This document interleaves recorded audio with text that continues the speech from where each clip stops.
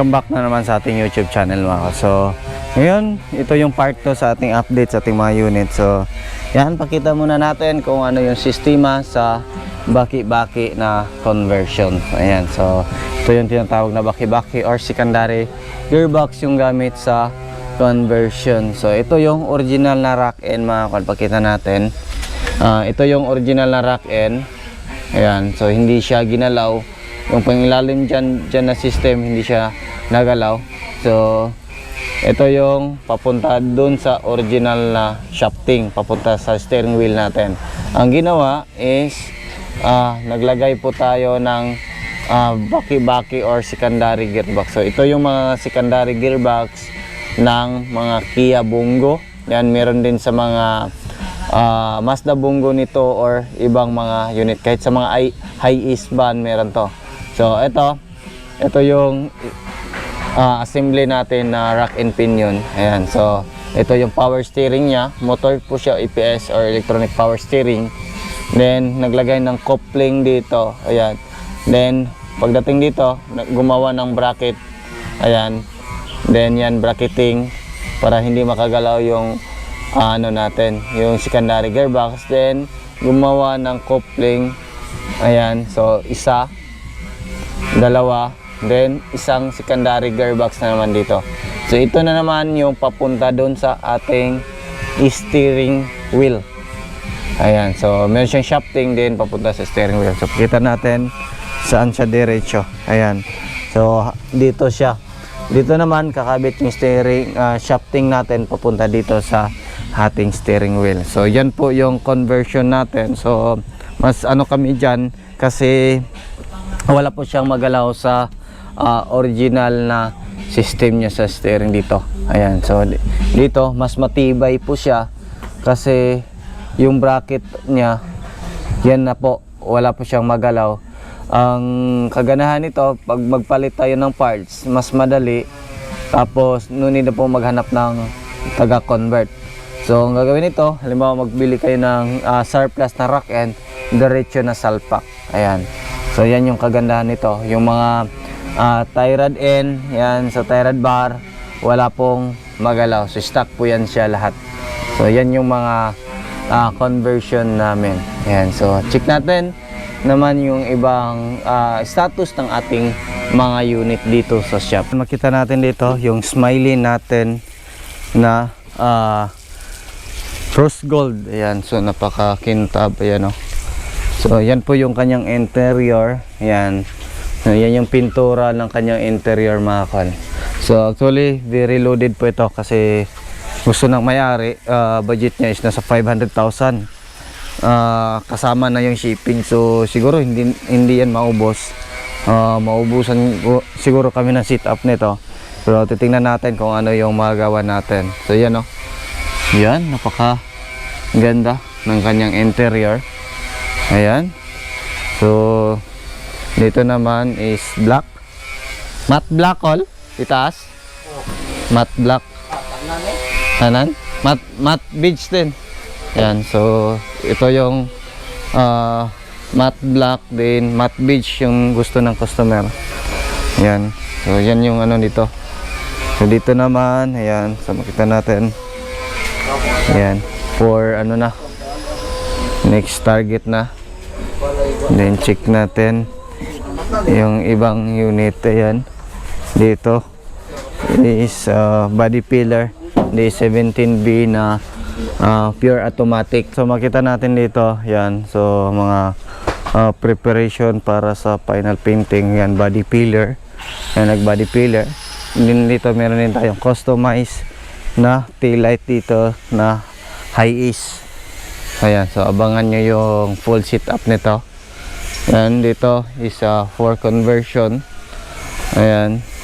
Then ito is for painting, waiting sa painting. Ayan. So ito is naka-primer na. Ayan. Naka-primer. Ayan. So ito is na-primer na yung mga cutting. Ito is final coating D63. So gusto ng may-ari na army green na lang yung ikulay ng kanyang unit. So yan, so for final coating, ito is for buffing. Kenditon Red. Ayan, so ayan po yung kanyang dashboard. Ayan, tapos na lahat. Ayan. So ayan po yung ginagawa natin. Checking. Ayan. So dito, ayan, so, naka-primer na. Then yan, makita natin dito is naka-vapping na. Ayan, naka-vapping D17V maroon. Ayan, maroon yan, no? Oo, maroon. Oh, maroon. Then ito is for vapping and vapping na lang. Vapping pala dashboard. Dashboard. Ayan. Ayan, so undercoat tapos na. Ayan, so ito silver. Ayan, so tapos na yung vapping, linis na lang. Tapos yung dashboard, yan po yung dashboard niya. So linis na lang. Ayan. Then ito D17V 4x4. Ang ginagawa nito is yan, body filler. Ayan. So yan, so apply ng sanding. Then yung iba, conversion Nongski. So yan po yung mga ginagawa sa conversion. Ayan, so bracketing tibay talaga, basta si Longski. Ayan. Tapos yan, oh, wala talagang magalaw sa pang-ilalim dito. Ayan.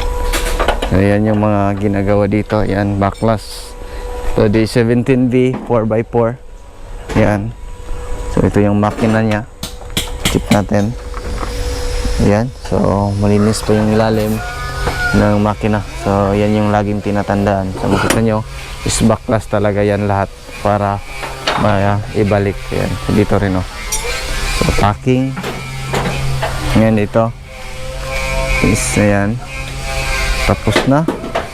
Ito. Ayan. So ito tapos na yun. Conversion line up na lang sa painting. So dito meron lang tayong pina-retouch. Ayan. So D17V. Ayan, meron lang tayong pina-retouch nito. Dito. Ayan. So tingnan natin yung iba. Ayan. So vapping. Ayan. So dito makita natin yan. D17, then gray na smiley. So yan yung ibang mga ginagawa. So tingnan natin. Ayan. Ito yung D17V na 4x2 manual. Meron siyang logo dito na V. So ayan, papalitan natin yung steering wheel. Ayan. So kinain ng anong tawag nito? Langgam. Ayan. So ito makita natin 4x2 manual. Napakasarap i-drive yung unit na to. So na-drive ko to nung nagpunta kami sa Carmen. Ayan. So check natin yung iba. Yan, dito makita natin yan, Kenditon Red. Yan, so preparation. Ayan, sanding. Yan, ito is for conversion. So yan po yung mga ginagawa ngayon. Ayan. So meron din tayong customized dito. Tingnan natin to. Ayan. So classic look. Yung mga look dati sa mga anong tawag doon? Jimny look na classic. So ito po yon. So abangan nyo yung full concept nito. So classic look, gawing mini camper van ng may-ari. So yan po, yan. So DE63 TD Flock. Ayan, so available po ito. Yan, D-Flock na 4x4 DE63T. So gandahan latest, malaki yung transmission. Yan, so yan po yung chassis niya. Yan, ito yung makina. So D-Flock po ito. Ayan, makita nyo na 4 D-Flock, then 4x4 high and low yung 4x4 din D-Flock. So abangan nyo yung mga full vlog ng ibang unit. Ayan, for conversion din yan. Ayan. So abangan nyo yung mga full vlog sa ibang unit natin. Ayan, so soon mag-open din tayo sa Carmen. And kaso lang namin yung shop doon para is mas maganda na yung shop. At saka yung display natin is mas maganda na. So inaano talaga natin yung ibang ano natin na mas mapaganda. Yan yung ina-upgrade natin lagi ngayon. So pag may kunting ipon, upgrade sa area, yan po yung katulad nito. Ayan, so meron pa rin na-upgrade yan. So kapag makaluwag-luwag konti, yan, upgrade tayo tulad nito. So mas safe na dito na lahat yung mga preparation sa pag linis ng unit, check up, final checking, dito na yan lahat mga call, para mas makita, mas malinaw yung mga pintura. Kung may mga problema, balik natin sa pintor. So sana patuloy nyo pa kaming subaybayan sa mga susunod na vlog namin. Ayan, so soon pag matapos yung camper van natin, mag camping tayo. At least hindi lang unit yung may pakita natin dito sa ating vlog, kundi kung ano yung purpose ng mga unit sa ganito. Ayan, so ano yung purpose, ano yung pwede gawin, hindi lang pang pamilya, hindi lang pang pagpagandahan, pwede rin kasi pwede natin yan i-upgrade.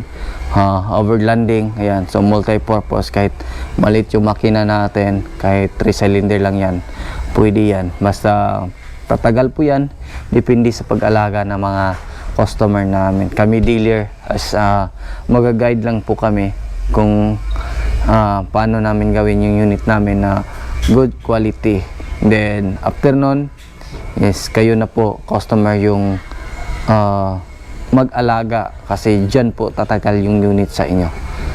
So yan lang po sa lahat ng mga subscriber natin at saka follower dito sa ating page at saka YouTube.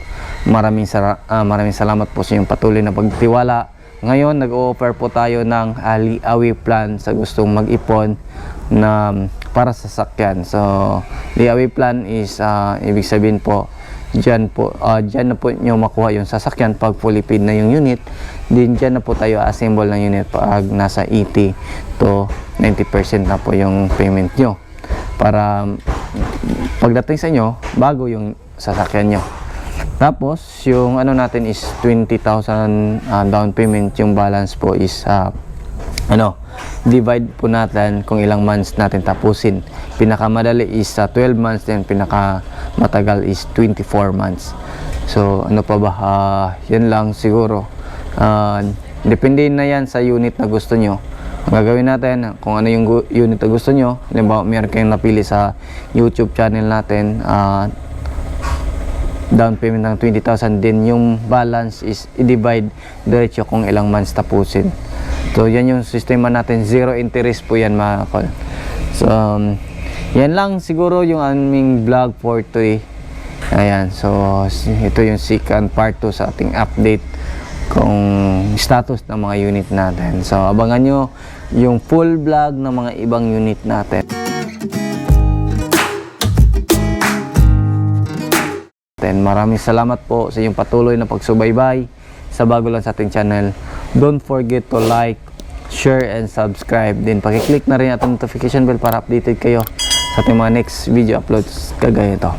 Ingat and God bless sa ating lahat. Babuy!